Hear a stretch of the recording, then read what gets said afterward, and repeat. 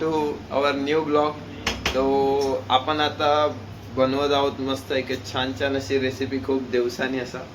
आणि बनवत आहे आम्ही चिकन, सुकं चिकन बनवत आहे.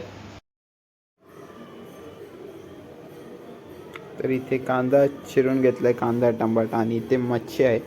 आणि इथे आम्ही तेल टाकत आहोत. इथे आपण ते चिकन बनवतो ते विदाऊट आम्ही पाणी जास्त यूज नाही करणार आहोत. त्यामुळे इथे आपण तेल गरम होईपर्यंत वाट बघणार आहोत. थोडंसं गरम झाल्यानंतर त्यामध्ये आपण कांदा टमाटा आणि पेस्ट हे त्यामध्ये टाकणार आहोत.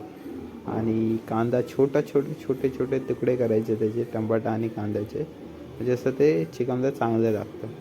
आणि असं मस्त की ढवळून बिवळून घ्यायचं. तर चिकन झालं मस्तपैकी. कांदा आणि चिकन आहे आपले. आता पेस्ट देतो आहे आपण. पेस्ट आधी टाकलं होतं आम्ही.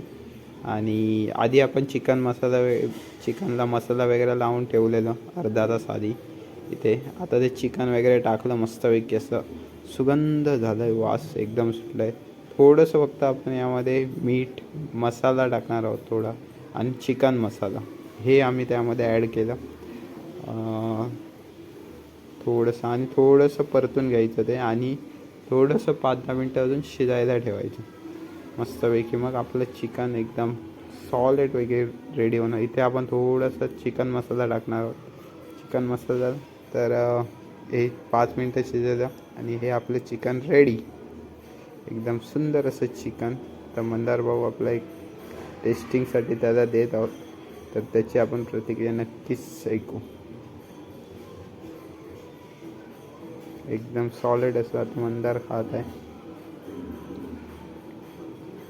आणि रेसिपी एकदम एक नंबर.